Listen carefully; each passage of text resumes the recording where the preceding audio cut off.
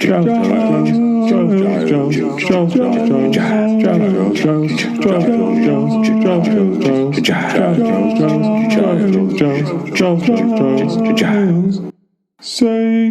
Giles Files. Hello and welcome to this week's episode of the St. Giles Files. This week I am going to talk, I was going to talk about something completely different, and then we tweeted a picture of a window which seemed to get a lot of interest, and I wondered if the reason it got so much interest was because you can't really see it, and so it was something that a lot of people hadn't seen before in St. Giles. So I thought I would do an episode on things that you cannot see or things that you might not have taken the time to see. So it seems only right then that the object that I should present is the window itself that we tweeted. So I'll put a picture of this part of the window up, but essentially what we're talking about here is behind the organ then, there is a full-size stained glass window. Now, for the most part, the only part of it that you would see is the very recent, 20 years ago, 1991, the window was put in by Christian Shaw and is blocks of coloured glass. And there's no traditional design in what we might think of figures or stories or that type of thing, except for, I'll tell you about it through my eyes. Now then. I was chatting to the old assistant organist, Peter Backhouse, about the window. And he said, have you ever been up to the top of the organ to have a look at the top of the window? And I said, no. And then he said, let me show you these photos. And he showed me the photos of the very top of the window, which is the window that we're talking about today, the angelic figures. So these then have a slightly different history to the main body of the window. And to tell you the history of this part of the window, I will take you back slightly further. So, after the Twitter exchange, I contacted Rosalind Marshall, who has written the book on St. Giles, quite literally, and she gave me a bit more info on the window. I'd suspected that the top of the window was by the Ballantynes, which she confirmed, and she said that the management board said that when a new organ was to be installed in the south transept, Lindsay Mackesy wrote to tell William Chambers on the 27th of July 1882 that the old organ was now down. The new one would fill the end of the south transept, and as the pipes were to be 32 feet in height, they would go well up the window. Were coloured glass to be put in where the window is seen, the effect of sun shining through the coloured glass upon the organ pipes would be good, and the view entering from the north transept, will be imposing. So it was resolved in May 1884 by the managing board that the great south window was to be filled by Messrs. Ballantyne with sheet glass, the upper part coloured glass, according to a design to be submitted to the managing board by Messrs. Ballantyne. Now, it's suggested that the Ballantynes believed that the managing board preferred plain coloured glass rather than a design. Although I think this seems to be a misinterpretation, that the board had assumed that figured glass would be more expensive, whereas plain glass would be less expensive. This turned out not to be the case, and so Robert Herdman, who had been significantly involved in the original stained glass from the 1870s, given that the stained glass the cost would be similar irrespective of designed or plain, that Robert Herdman decided that they would go for designed glass and the angel glass that we see today. So that's where the glass comes from. So you would have had the angelic figures in the top part and then plain sheet glass, non-coloured glass beneath that. Then we move slightly further forward to the Second World War, and it's said that this window was bricked up. The idea being that if Edinburgh was significantly bombed, then the window would be safe behind its brick shield. Fortunately, Edinburgh wasn't significantly bombed, although it is quite an interesting little story to tell, especially Americans who ask if Edinburgh was significantly bombed. We can say no, but the window was bricked up. So anyway, when the organ came to be redone then in 1991, the old organ was removed, and it was found that there was, not found, I think they knew, but they were able to get to this bricked up window and removed the bricks, and then the angelic figures were found up there. So this is why we have the angelic figures, done by the Ballantines then in the late 19th century, and now we can see them. So what other things can you not see, or might you not have realised you are seeing around St Giles Cathedral? Well, this is where I'm going to move on to now, and there are a few things that I quite like to go with.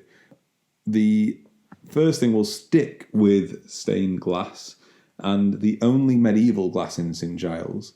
So I was under the impression then, when I first started at St Giles, I misinterpreted what someone was telling me, because if you were to go around the lower part of the Thistle Chapel, so the Thistle Chapel the extension that you can see from Parliament Square, which is the bit kind of behind St Giles, if you will, if you were stood on the high street, you will see that there are some tiny, tiny, tiny stained glass windows. I was under the impression that they were medieval glass, but I'm told that they were just made by Christian Shaw in the style of medieval glass, being quite rudimentary figures. However, the medieval glass that you can see, that you might not have realised you could see, although it is still actually quite high up, is if you were to go around to Parliament Square and then go to what used to be the cafe door and then walk towards the French consulate, there are some windows there with what's called grisaille glass, which is, it's a French word, so if you were to pronounce it phonetically, it would be grisaille. And it's basically grey monochrome painting on glass. So it's not really anything superbly intricate, but it is still, we think, medieval. And it was found when they excavated the under area of the Thistle Chapel. So possibly it had just been kind of mushed there over time. And then they found these shards when they excavated that area and they stuck them in the glass. So you can see that if you walk around the back of the cathedral. That's certainly one thing that you might not have seen. Now, something that you will definitely not see, and is often, I think, suspected to be seen by everyone, all cathedrals seem to have crypts. So everyone expects there to be a crypt. However, there is no crypt in St Giles, unfortunately. There was a book recently that claimed that the Knights Templar had a crypt. Absolutely no evidence of that. That was a completely spurious one. No crypt at all, unfortunately, to be seen in or around St Giles. If that changes, we will update you. The closest thing we came to was when we moved the steps, I think around 2011, so before my time. They did find a good few human remains, and when they excavated the cafe area, or the lower Thistle Chapel area, again, they found a good deal of human remains, but nothing quite so fancy as a crypt as Rosslyn Chapel claims to have. No, unfortunately, no crypts. One of my favourite things that you will never see or might not see in St Giles, and I'm going to try and find some way of showing this on the page, is the old door to the tower. So if you visited St Giles or you're familiar with St Giles, if you were to stand on the north side, just next to the Victoria screen, next to the wooden doors, and if you're very familiar with St Giles, the wooden doors that lead you down to the Beadle's office. If you're not, near the sanctuary, so near the holy table, with your back to those wooden doors and you were to look up, you would see what looks like a small, almost portcullis door. This then is the old doorway to the tower. Now, when I first saw the door, I had absolutely no business going up there, so I hadn't seen it, and I just thought it was a grated off door. But then when we were doing a project, the Moon project, if anyone came to the Moon, eventually I had reason to be up there, so I opened the door expecting the portcullis lattice design to be the safety mechanism employed by which they boarded up that door. Turns out that the portcullis design is not that. That is the back of the door. So when you open that door, it leads you straight out into the cathedral. So that's that. But it's interesting around the side of that doorway because you can see what are called raggles. So they're the stone bits that have been chipped off from the old roof. And you can see those raggles just beneath the old doorway, which you would assume was the roof. So you walked along the roof, walked in the door, and then you're in the tower. So what I like about this is there's one of our volunteers who used to be an architect for Historic Scotland told me that one of the things that he finds interesting about St Giles is it seems that the masons and work folk that came after the masons weren't always on the same page, because often the masonry work done would indicate that there was further work to be done after the masons had finished. So the masons left it ready for that work, and then they never did the work to finish it. So, for example, there is bits of stone that you would assume if the masons had been told this is going to be left bare, they would have put a nice finish to it. And then, for whatever reason, they didn't put a nice finish to it, indicating that further work was to be done. And that work never got done. So the masonry was left kind of half finished, if you will. And this looks to be an area where that's the case, because the stonework is really quite raw up there. And it's certainly one of those cases where people will happily visit St Giles, have a good look around. They might see that and not really twig what it is. But yeah, it's the old doorway to the tower, which is quite interesting, because when the roofs were raised in the 19th century, or the ceilings as well, all of it was raised, in the 19th century, that doorway became redundant, but for whatever reason was never sealed, and the stonework was never finished off. So it's quite a nice indication of history that was left maybe slightly unfinished. So next time you're going to have a look up, and as I say, I'll try and find a picture of that to put up as well. People often ask me what my favourite part of St Giles is, and whilst I don't have a favourite part, one of my favourite bits, tiny bits, there is just at the top of the entrance ramp, there is a small carving of a king. We assume it's a king because it's a crowned figure, could be a queen, and he is playing, or she is playing, the mandolin, which I think is just fantastic. I have no idea of the background to this as to why it's there. King playing a mandolin, and then just under its elbow is a monkey. And if anyone does know, please do tell me why there is a king playing a mandolin with a monkey under its elbow. Just fantastic. I can put a picture of this on the website, so I will. So do look for it. But this is one of my favourite things, and you will not see it. You can look roughly to where it is, and you might get a bit of an outline of it. But owing to the fact that it's quite dark up there anyway, and then the stone is quite dark, you're just not going to see it. So that is one of my favourite things that you will not see, and certainly will not have recognised that you have seen in St Giles. And then another thing that a lot of people will have seen, and possibly not even quite realise what they have seen, is one of the oldest depictions of the coat of arms of Edinburgh. Now, this is quite interesting, I think, because I have been in the middle of a debate between two people who do not realise they're having a debate. I'm not going to identify the two people because I think that would be unfair in this point. But there are two experts who will definitely know what they're talking about with regards to what this coat of arms depicts. So this is the oldest, one of the oldest depictions of the coat of arms of Edinburgh. And now, again, I'll put a picture of it because we have a good picture of it. So it's interesting because I've always looked at the coat of arms of Edinburgh and thought it doesn't really look like the castle, but I've always been told it is the castle. Now, a prominent expert in heraldry has told me multiple times that it's definitely the castle, don't worry about it. However, a prominent medievalist who is a professor of medieval history maintains that it is not the castle, that it is the Netherbow toll booth, which would have been a bit further down the Royal Mile, and it would have been the first thing that people would have seen when they were coming to what would have been the city of Edinburgh, which would have stopped a little bit along the Royal Mile. And so this is what this coat of arms depicts.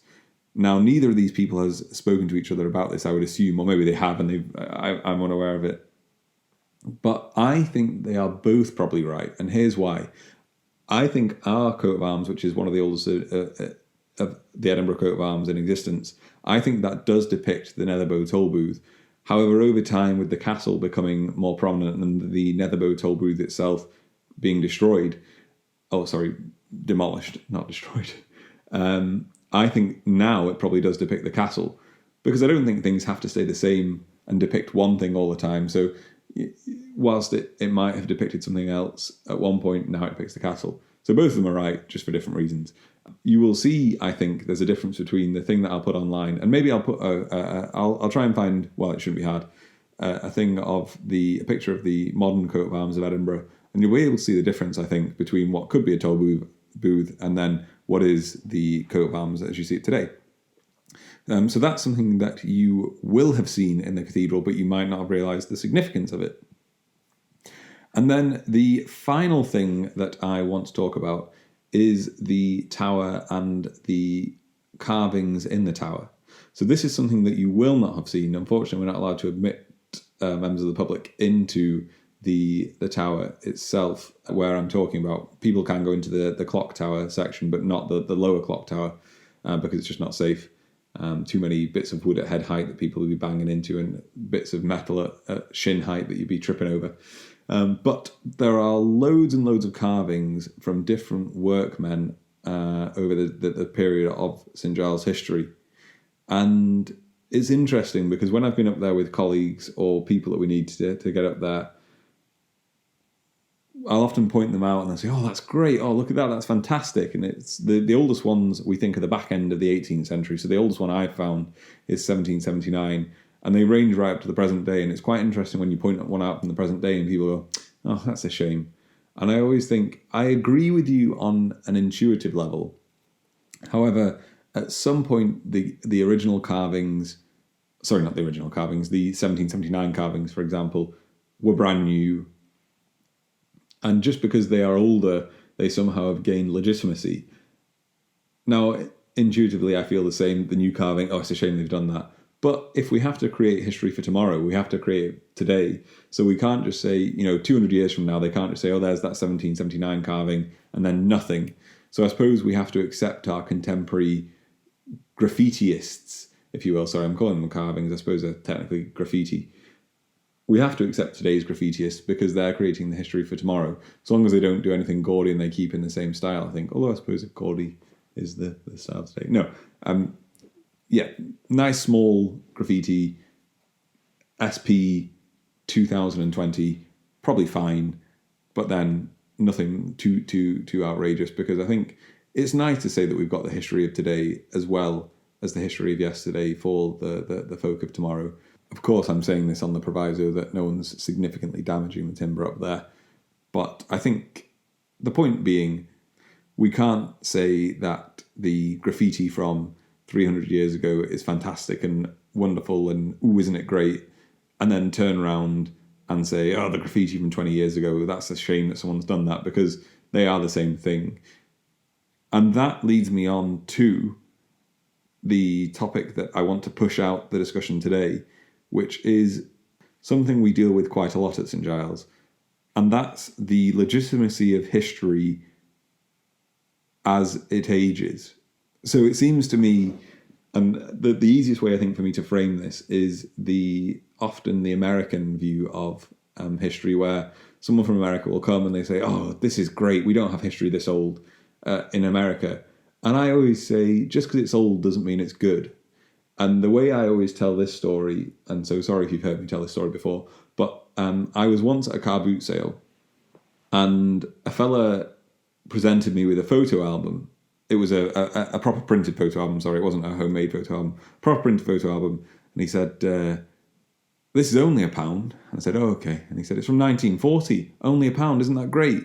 And I looked through this photo album, and I have to say, it was one of the most horrible albums. There was nothing horrible about the photos, they just weren't nice photos, and for whatever reason someone had put them together and had it printed in 1940, which can't have been cheap, but they were just not nice photos. As I say, nothing kind of gory or anything like that, just boring photos. And just because it's old didn't mean it was good, but for some reason this man was trying to claim that I was getting good value because this thing had survived for 70 years, and so I should pay £1 for it. And I thought, well, I'd have paid £1 for it to be destroyed 70 years ago. So just because it's old doesn't mean it's good. And if I can return to architecture, as I seem to do, I wonder if we take a negative view of things like brutalism because we see the whole spectrum of it. So we see the brilliant brutalism and the just awful brutalism. Whereas older styles of architecture, like the Gothic, for example, we only see the brilliant because the rest of it was demolished years ago as rubbish. So, for example, there are brilliant brutalist buildings, and I'm going to hark back to it, such as St Peter's Seminary in just outside Glasgow, and to promote Lancashire again, Preston Bus Station. But then there are the awful ones, prior to its facade cladding Appleton Tower being a great example of it. But what I'm trying to say is that the 400-year equivalent of Appleton Tower... Sorry, I realise I've mentioned Appleton Tower a few times there. It's a tower in central Edinburgh, a university building, and it was famous for being incredibly brutalist. I'll put a picture of it up on the page as well. Was knocked down because it was just, that's just, another Gothic building that doesn't have anything about it. Whereas the Scott Monuments, the St Giles Cathedrals, all these buildings have remained because they are outstanding versions of that. And to give you an example for the non-architects, I think one of the prime examples is Mozart's music, which is possibly a cliched example, but I'm going to go for it anyway. That originally his music was quite fun opera music, almost below the upper classes' tastes. It was quite bawdy, I suppose, whereas now it's considered the height of intellectualism. So, yeah, we have to look at the way that contemporary art is undervalued, and we have to try slightly harder to see the value of the good bits of contemporary work relatively to the bad bits, and to understand that we can put those alongside the historical things and realize where we might be making the history of tomorrow today without just criticizing all contemporary stuff as not worthy because it's not been aged for 400 years. That's lazy history, I think. That's us saying it's interesting just because it's old. It's interesting because it's old. And whilst, yeah, that does provide some interest that it's lasted that long, if you can only find interest in it being old, then every rock on the beach should be an absolute gold mine because they're all ancient. I think I've gone on a bit of a tangent there. Really, all I'm saying is that relatively new objects, and so here I'm saying 50 years old maybe, can have merit too, and it might be a little harder to see the merit because we can't have the shorthand of saying it's 400 years old, it's lasted this long, therefore it must be good. And I think this feeds into comments I've made in previous podcasts that we have to be ready to make our own history and not just be the generation that preserves previous histories. Let's make sure we do a bit of both. I think that might well do. I don't know if I've resolved anything there, but so long as it ages well, who cares? Right, bye. The same postscript here as usual. As you can hear, I am still doing this on my own. Lucky you guys. But we've all been out of action a bit longer than I think we originally anticipated, and St Giles is still topping up the 20% of our staff's furlough. But obviously we're still making no income from visitors whatsoever. So if you can help out and you have enjoyed the podcast, please do. Just head over to the website. It's really easy. There's loads of donate buttons everywhere. So it'd be much appreciated if you can help out. Okie doke, that's it then. Thanks, bye.